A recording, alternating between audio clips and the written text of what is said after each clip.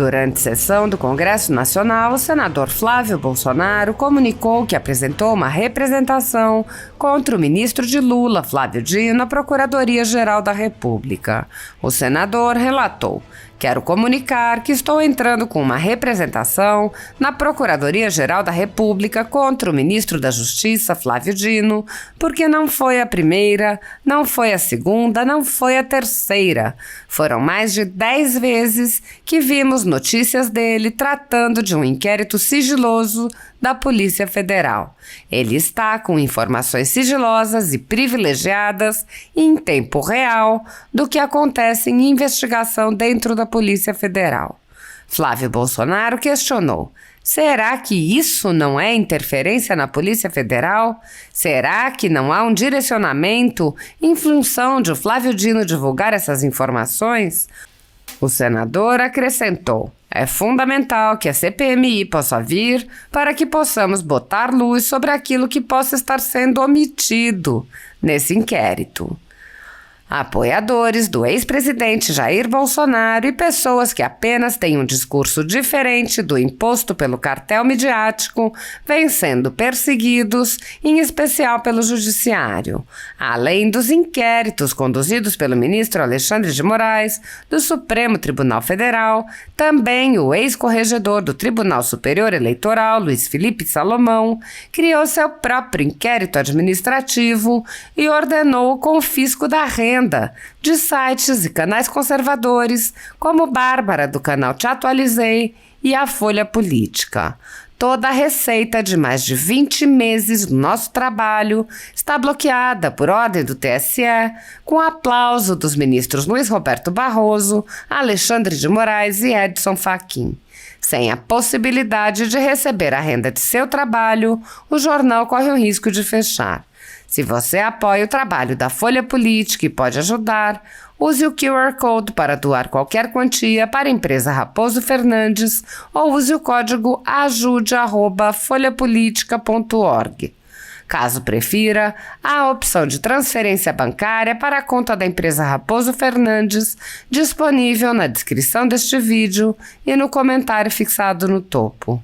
Há 10 anos, a Folha Política faz a cobertura da política brasileira, mostrando atos, pronunciamentos e eventos dos 3 poderes, quebrando a espiral do silêncio imposta pelo cartel de mídia que quer o monopólio da informação. Pix ajude@folhapolitica.org. Assista. De público aqui a concordância, porque se veiculou um boato de que a oposição estaria contra a derrubada do veto do PRONON e do PRONAS, os programas de apoio e atenção tanto à saúde quanto à pessoa com deficiência. Então, a oposição obviamente votou pela derrubada, encaminhou pela derrubada, estão votando pela derrubada desse veto. E somar as falas do senador Eduardo Girão sobre os critérios na hora de distribuição das vagas na CPMI. Muito rapidamente também, presidente, falar que como a oposição hoje foi a que batalhou para que a CPMI acontecesse, a resistência do governo, inclusive com notícias na imprensa de distribuição de facilidades para que se retirassem os apoiamentos ou se impedisse novas assinaturas, presidente. Eu quero comunicar que eu estou entrando com uma representação na Procuradoria-Geral da República contra o ministro da Justiça, Flávio Dino, porque não foi a primeira, não foi a segunda, não foi a terceira, foram mais de 10 vezes que vimos notícias dele tratando de um inquérito sigiloso da Polícia Federal. Ele está com informações sigilosas, privilegiadas em tempo real do que acontece na investigação dentro da Polícia Federal. Será que isso não é interferência na Polícia Federal? Será que não há um direcionamento em função do Flávio Dino divulgar essas informações? Então, fundamental que a CPMI possa vir para que possamos botar luz sobre aquilo que possa estar omitido nesse inquérito. Deputado Jorge. Senhoras e senhores parlamentares,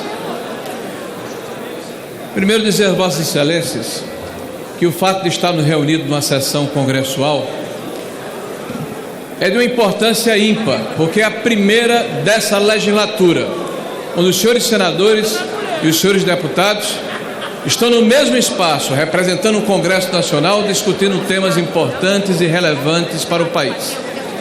E o Parlamento é a expressão do povo brasileiro. E o parlamento brasileiro tem na sua história páginas indeléveis de defesa da democracia, da ordem, do equilíbrio e do progresso do Brasil. Entretanto, senhores congressistas, nós estamos assistindo de forma paulatina, gradativa, o prestígio, a importância, eu diria até a eficácia desse parlamento ir se esvaindo aos poucos. E falo isso por vários motivos, mas eu quero exemplificar um. Eu estava nesse parlamento em 2017, ainda como deputado federal, ao lado de tantos outros parlamentares que aqui vejo nesse momento e os reconheço, numa luta hercúlea para modernizar a legislação trabalhista em nosso país. Naquela oportunidade, nós nos debruçamos sobre um corolário de leis de mais de 70 anos, que era uma verdadeira vaca sagrada. Nós nos debruçamos sobre esta ação e a modificamos para permitir o crescimento, a geração do emprego, a melhoria das relações do trabalho, a modernização e simplificação da relação trabalhista.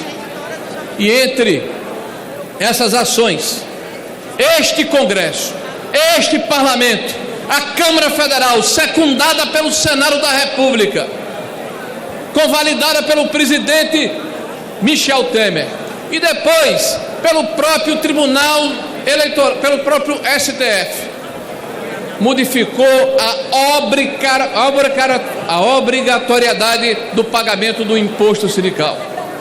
O imposto que permitia que quase 4 bilhões de reais fossem livremente utilizados por mais de 17 mil sindicatos do nosso país.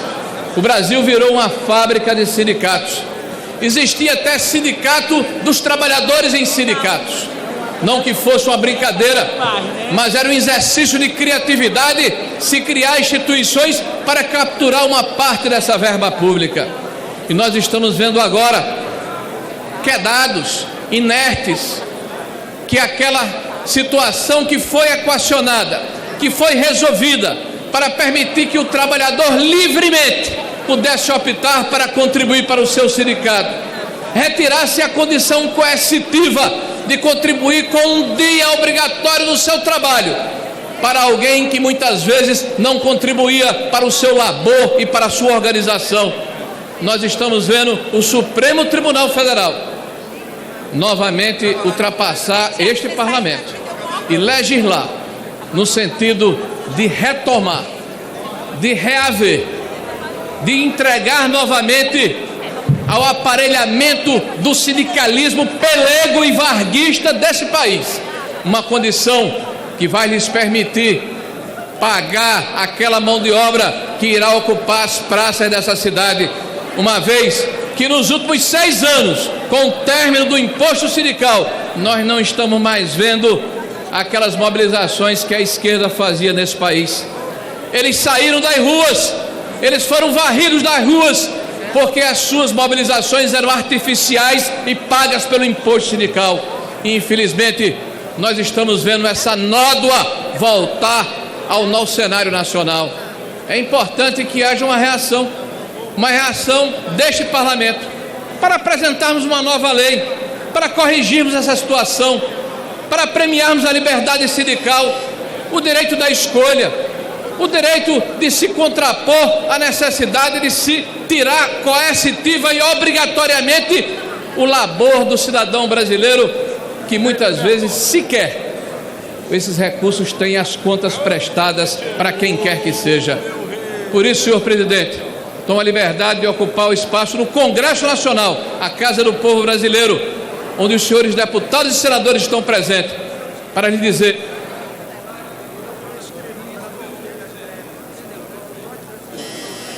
para concluir, para lhe dizer, senhor presidente, que é necessário termos uma reação dentro do parlamento, uma reação serena, altaneira e tranquila, de buscarmos uma solução, de financiarmos sim os sindicatos que são operosos e trabalhadores, mas deixando sempre esta liberdade da escolha para que o cidadão que trabalha possa livremente dizer se quer ou não contribuir para aquela instituição que o representa ou não representa. Senhoras e senhores parlamentares, ao mesmo tempo em que parabenizo o presidente Rodrigo pela leitura há pouco tempo, do ato que formalizará a instalação da CPMI, convalido a palavra do líder Randolph em relação ao acordo feito, peço a atenção de Vossa Excelência para fazer talvez uma provocação à mesa, até porque Vossa Excelência falou há pouco que, ato contínuo à leitura do requerimento, Vossa Excelência encaminhará às bancadas e aos partidos a solicitação para que eles apontem os membros para início da referida comissão. Nós estivemos, senhor presidente, em contato informal ainda, vamos esperar a formalização, com alguns membros da mesa, contato absolutamente natural nessa casa, e fomos informados que ontem houve uma movimentação de mudança de componentes de blocos parlamentares, ontem à noite. O senador Randolph sai de um bloco e vai para um outro bloco, e isso significaria, numa visão preliminar da mesa diretora, que as 3 vagas que o nosso bloco teria direito baixam para dois elementos, ao invés de 3. Isso respaldado numa analogia com o regimento do Senado da República, que foi modificado, inclusive, por uma resolução feita, se não me engano, em abril ou maio do ano passado, e determina que a contagem de membros para a eleição da mesa e formação das comissões permanentes é em função da primeira reunião preparatória para a dita eleição, quando anteriormente era por ocasião da diplomação. Em primeiro plano, senhor presidente, é evidente que quando mudam os governos, naturalmente mudam as composições, em especial no Senado da República, em função, claro, do fato de ser governo. O PL tinha 14 senadores no ato da diplomação e teve um prejuízo, ficou com 12 senadores por ocasião da diplomação. Isso significou uma diminuição de membros do PL e da oposição nas comissões permanentes e perda de proporcionalidade na eventual ocupação da mesa diretora, o que não ocorreu. Mas o fato, senhor presidente, é que quando há um vácuo de legislação ou de regulação, é evidente que cabe à mesa diretora se socorrer do regimento do Senado para eventualmente dirimir dúvidas em relação à aplicação da norma no que tange às comissões do Congresso Nacional, no caso, as comissões mistas de parlamentares de inquérito. Ocorre, senhor presidente, que dentro da especificidade da norma e da hierarquia, existe uma norma de 2006 que rege, inclusive, a CMO, que determina que esta formação é em função da composição dos blocos e partidos na segunda quinzena do mês de fevereiro. Chama a atenção do nosso consultor. Desta forma, nós teremos 13 membros e teríamos, então, os 3 indicados e não apenas 2.